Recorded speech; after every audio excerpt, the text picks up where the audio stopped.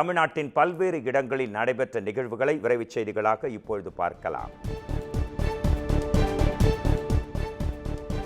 கள்ளக்குறிச்சியில் போதையில் உயிரிழந்த நபரின் மரணத்திற்கும் கள்ளச்சாராயம்தான் காரணம் என உறவினர்கள் கூறியதால் உடலை தோண்டி எடுத்து பிரேத பரிசோதனை செய்யும் பணி நடைபெற்று வருகிறது. மாதவச்சேரி கிராமத்தைச் சேர்ந்த ஜெயமுருகன் என்பவர் சில நாட்களுக்கு முன்பு திடீரென்று உயிரிழந்த நிலையில் பிரேத பரிசோதனை செய்யாமலேயே அவரது உடலை உறவினர்கள் அடக்கம் செய்தனர். அதன் பிறகு சாராயம் அருந்தியதால் அடுத்தடுத்து மரணங்கள் நேரிட்டன. இந்நிலையில் ஜெயமுருகனின் மரணத்தில் விஷச்சாராயம்தான் காரணம் என்றும் அதனால் அவரது உடலை தோண்டி எடுத்து பிரேத பரிசோதனை செய்ய வேண்டும் என்றும் கூறி உறவினர்கள் மாவட்ட நிர்வாகத்திடம் மனு அளித்தனர். அதன் அடிப்படையில் மருத்துவ குழுவினர் மற்றும் அதிகாரிகள் ஜெயமுருகனின் உடலை தோண்டி எடுத்து பிரேத பரிசோதனை செய்து வருகின்றனர். டாஸ்மாக் மதுபானத்தை அருந்தாமல் என்பதை விட மிதமான அளவில் அருந்துங்கள் என்றுதான் கூறுகிறேன் என நடிகரும் மக்கள் நீதி மய்ய கட்சி தலைவருமான கமல்ஹாசன் தெரிவித்திருக்கிறார். கள்ளச்சாராயம் அருந்தி பாதிக்கப்பட்டவர்களை கள்ளக்குறிச்சி அரசு மருத்துவமனையில் நேரில் சந்தித்து கமல்ஹாசன் ஆறுதல் கூறினார். அப்போது பேட்டியளித்த அவர், ஒரு ஊரில் மருந்து கடை எவ்வளவு இருக்க வேண்டுமோ அதைவிட அதிகமாக டாஸ்மாக் கடைகள் இருப்பதாக கூறினார்.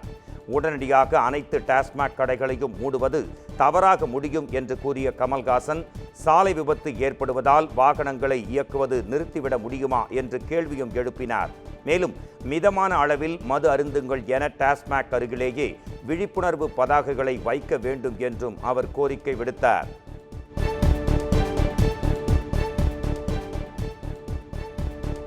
நீட் தேர்வில் கிராமப்புற மாணவர்கள் சில வருடங்களாக மற்ற மாநிலங்களுக்கு சவால் விடுக்கும் வகையில் மதிப்பெண்கள் எடுக்கக்கூடிய நிலை ஏற்பட்டிருப்பதாக தமிழ் மாநில காங்கிரஸ் கட்சி தலைவர் ஜி.கே. வாசன் தெரிவித்திருக்கிறார்.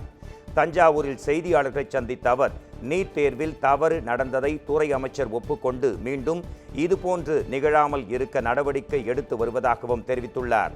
ஆனால் திமுக அரசு தொடங்கி இந்தி கூட்டணி வரை கல்வித்துறையில் அரசியலை புகுத்தி மாணவர்களையும் பெற்றோர்களையும் குழப்பமடைய நினைப்பதாக குற்றம் சாட்டியுள்ளார். தொடர்ந்து பேசிய அவர், இலங்கை கடற்படையால் ராமேஸ்வரம் மீனவர்கள் 22 பேர் கைது செய்யப்பட்டது கண்டிக்கத்தக்கது என்றும் தெரிவித்தார். கள்ளச்சாராய மரணம் தொடரும் நிலையில் முதலமைச்சர் ஏன் இதுவரை கள்ளக்குறிச்சி சென்று பதற்றத்தை குறைக்கவில்லை என்றும் அவர் கேள்வி எழுப்பியுள்ளார்.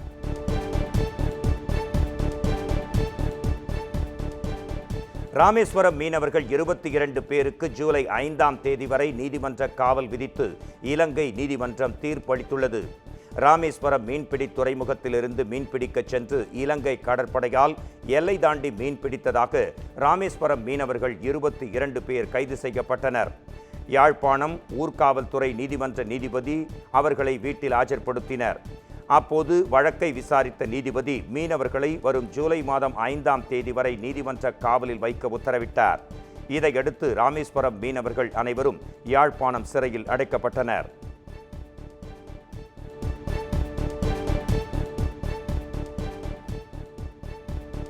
ராமேஸ்வரம் மீனவர்கள் இலங்கை கடற்படையினரால் கைது செய்யப்பட்டதை கண்டித்து நாளை ஒரு நாள் அடையாள வேலைநிறுத்தத்தில் ஈடுபட உள்ளதாக ராமேஸ்வரம் மீனவர்கள் தெரிவித்துள்ளனர். கைது செய்யப்பட்ட 22 மீனவர்களை இலங்கை அரசை கண்டித்தும் கைது செய்யப்பட்டவர்களை உடனடியாக விடுதலை செய்ய வேண்டும் என்று வலியுறுத்தியும் வேலை நிறுத்தத்தில் அவர்கள் ஈடுபட இருக்கின்றனர். இதனால் 800க்கும் மேற்பட்ட விசைப்படகுகள் நங்கூரமிட்டு நிறுத்தப்பட்டுள்ளன. தர்மபுரம் ஆதீனத்தின் ஆபாச வீடியோ இருப்பதாக கூறிய விவகாரத்தில் சிறை சென்ற மயிலாடுதுறை பாஜக மாவட்ட தலைவர் அகோரம் உள்பட 3 பேர் கட்சி பொறுப்பில் இருந்து நீக்கப்பட்டிருக்கின்றனர். திருவாரூர் பாஜக மாவட்ட தலைவர் பாஸ்கர், திருவாரூர் பாஜக மாவட்ட பொதுச் செயலாளர் செந்தில் அரசன் மற்றும் மயிலாடுதுறை பாஜக மாவட்ட தலைவர் அகோரம் ஆகியோரை அவர்கள் வகித்து வரும் பொறுப்பில் இருந்து நீக்கி தமிழ்நாடு பாஜக அறிவித்துள்ளது. இதில் பாஸ்கர் பாஜக நிர்வாகி மதுசூதனன் மீது தாக்குதல் நடத்தப்பட்ட விவகாரத்தில் கைது செய்யப்பட்டுள்ளார். அதேபோல தர்மபுரம் ஆதீனம் 27வது குருமகா சன்னிதானத்தின் ஆபாச வீடியோ இருப்பதாக மிரட்டிய புகாரில் அகோரம் 90 நாட்கள் சிறையில் அடைக்கப்பட்டு பின்னர் ஜாமீனில் விடுவிக்கப்பட்டார் என்பதும் குறிப்பிடத்தக்கது. திருப்பத்தூர் மாவட்டம் திருப்பத்தூர் மாவட்டம் ஆம்பூர் அருகே சிக்கன் பிரியாணி கடையில் மாட்டிறைச்சி விற்கிறாயா என்று கேட்டு விஜய பாரத மக்கள் கட்சி நிர்வாகி ஒருவர் தகராறில் ஈடுபட்ட சம்பவம் பரபரப்பை ஏற்படுத்தியுள்ளது. ஆம்பூரை அடுத்த வீரவர் கோயில் பகுதியில் மகேஷ் என்பவருக்கு சொந்தமான சிக்கன் பிரியாணி கடை செயல்பட்டு வருகிறது. இந்த கடைக்கு வந்த சின்ன கோமேஸ்வரம் பகுதியைச் சேர்ந்த விஜய பாரத மக்கள் கட்சி நிர்வாகியான சரவணன் மாட்டிறைச்சி விற்பனை செய்கிறீர்களா என்று கேட்டு வாக்குவாதத்தில் ஈடுபட்டு தகராறும் செய்திருக்கிறார். இச்சம்பவம் தொடர்பாக விசிக சார்பில் தகராறில் ஈடுபட்ட சரவணன் மீது ஆம்பூர் காவல் நிலையத்தில் புகார் அளிக்கப்பட்டுள்ளது. கடை போட்டுக்கிறேன் இதுக்கு முன்னே இருந்துச்சு. அங்க இருந்து தகவல் வருது மாட்டுக்கறி போட்டுக்கிறாங்க. மாட்டுக்கறி போட்டு மாட்டுக்கறி என்ன சாப்பிடுறான்னு சொல்லிட்டு நீ யாருக்கு என்ன பண்ணிட்டீங்க? எஸ்பி நீ இல்ல வந்து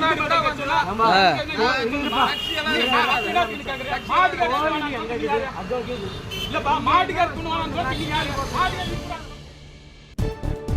ஏரி குளங்களை தூர்வார வேண்டியது அரசின் கடமை. அரசு செய்ய வேண்டிய வேலையை தனிநபர்கள் மற்றும் விவசாயிகள் செய்வது வேதனை அளிப்பதாக சென்னை உயர்நீதிமன்ற நீதிபதி புகழேந்தி காட்டமாக தெரிவித்துள்ளார். தஞ்சை மாவட்டம் ஆலத்தூர் அருகே உள்ள கடைமடை பகுதிகளில் 200 ஏரி குளங்களை தூர்வாரிய தன்னார்வலர்களுக்கு பாராட்டு விழா நடைபெற்றது. இந்த நிகழ்வில் உச்சநீதிமன்ற நீதிபதி சுந்தரேஷ் மற்றும் சென்னை உயர்நீதிமன்ற நீதிபதிகள் சுரேஷ்குமார், புகழேந்தி, ராமகிருஷ்ணன் ஆகியோர் கலந்து கொண்டனர். இதில் பேசிய சென்னை உயர்நீதிமன்ற நீதிபதி புகழேந்தி, அரசு செய்ய வேண்டிய வேலையை விவசாயிகள் மற்றும் தனிநபர்கள் செய்வது அரசுக்கு மிகப்பெரிய அவமானம் என்று குறிப்பிட்டார். மாணவர்களுக்கு பரிசளிக்கும் விழாவிற்கான பாஸ் வழங்கும் பணியை தமிழக வெற்றிக் கழகம் தொடங்கியுள்ளது. 10 மற்றும் 12ஆம் வகுப்பு பொதுத் தேர்வில் தொகுதி வாரியாக முதல் 3 மதிப்பெண்களை பெற்ற மாணவ மாணவிகளுக்கு நடிகரும் தமிழக வெற்றிக் கழக தலைவருமான விஜய் பரிசு வழங்கி வருகிறார். அந்த வகையில் 2ஆம் ஆண்டு பரிசு வழங்கும் விழா வரும் 28ஆம் தேதி மற்றும் ஜூலை 3ஆம் தேதி என 2 கட்டங்களாக நடைபெறவுள்ளன. இந்நிலையில் விழாவில் பங்கேற்கும் மாணவர்களுக்கான பாஸ் விநியோகம் செய்யும் பணி தொடங்கியுள்ளது. மாவட்ட வாரியாக இருக்கும் நிர்வாகிகளை அழைத்து தமிழக வெற்றிக் கழகத்தின் பொதுச் செயலாளர் புஸ்ஸி ஆனந்த் பாஸ்களை வழங்கினார்.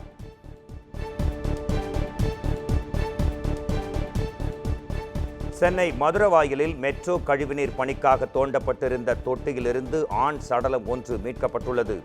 மதுரவாயல் பெருமாள் கோயில் தெருவில் இருக்கும் குடியிருப்பு பகுதிகளின் கழிவுநீரை வெளியேற்றுவதற்காக மெட்ரோ குழாய்கள் பதிக்கும் பணி நடைபெற்று வருகிறது.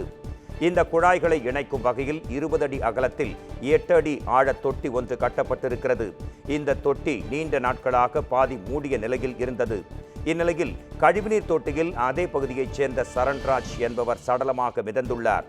தகவல் அறிந்து வந்த காவல்துறையினர் சடலமாக மிதந்த சரண்ராஜ் என்பவரின் உடலை மீட்டு பிரேத பரிசோதனைக்கு அனுப்பி வைத்து விசாரணை மேற்கொண்டு வருகின்றனர். சிஎஸ்ஆர் போட 2000 ரூபாய் லஞ்சம் கேட்ட பூந்தமல்லி மகளிர் காவல் நிலைய பெண் ஆய்வாளரின் ஆடியோ வைரலான நிலையில் அவர் ஆயுதப்படைக்கு மாற்றப்பட்டிருக்கிறார். பூந்தமல்லியை அடுத்த காட்டுப்பாக்கத்தைச் சேர்ந்தவர் திவ்யா. இவர் குடும்ப பிரச்சினை காரணமாக பூந்தமல்லி அனைத்து மகளிர் காவல் நிலையத்தில் புகார் அளித்தார். இவ்வழக்கை விசாரிக்க சிஎஸ்ஆர் 2000 ரூபாய் லஞ்சமாக தர வேண்டும் என ஆய்வாளர் இந்திராணி கேட்டதாக ஆடியோ ஒன்று சமீபத்தில் சமூக வலைதளங்களில் வைரலாக பரவியது. இதையடுத்து ஆய்வாளர் இந்திராணி ஆயுதப்படைக்கு மாற்றப்பட்டிருப்பதாக அறிவிக்கப்பட்டுள்ளது. போடவே காணும் போல இருக்கு உங்களுக்கு. என்னது மேம்? என்னது? உங்க அட்வொகேட் நம்பர் கொடுங்க மேம். அந்த 2000 கேட்டிங்களா, அதுவா மேம்? வக்கீல் இன்னும் சொல்லலையாமா? மேம் நான் போடுறேன் மேம். நான் அதுக்கு தான் இது பண்ணேன். எனக்கு இங்கே நெட்வொர்க் இஷ்யூவாக இருக்குது. ஏன்னா ட்ராவலிங்கில் இருந்ததுனால நெட்வொர்க் இஷ்யூவாக இருக்குது. நான் இன்னும் கொஞ்சம் நேரத்தில் நான் போட்டு விட்டுறேன் மேம் உங்களுக்கு. சென்னை தண்டையார்பேட்டை அருகே சாலையில் சென்ற கார் திடீரென தீப்பற்றி எரிந்த சம்பவம் பரபரப்பை உண்டாக்கியுள்ளது. தண்டையார்பேட்டை கும்மாளம்மன் கோயில் தெருவைச் சேர்ந்தவர் யோகேஸ்வரன். இவர் தனது காரில் வெளியில் சென்றுவிட்டு மீண்டும் கும்மாளம்மன் கோயில் தெருவில் நுழைந்த போது திடீரென்று காரின் முன்பக்கத்திலிருந்து புகை வந்தது. உடனடியாக காரை நிறுத்திவிட்டு யோகேஸ்வரன் வெளியே வந்த நிலையில் திடீரென்று தீப்பற்றி கார் எரிய தொடங்கியது. கார் முழுவதும் கொழுந்துவிட்டு எரிந்த நிலையில் சம்பவ இடத்திற்கு வந்த தீயணைப்பு துறையினர் போராடி தீயை கட்டுக்குள் கொண்டு வந்தனர். இதனால் அப்பகுதியில் சில மணி நேரம் போக்குவரத்து பெரிதாக பாதிக்கப்பட்டது.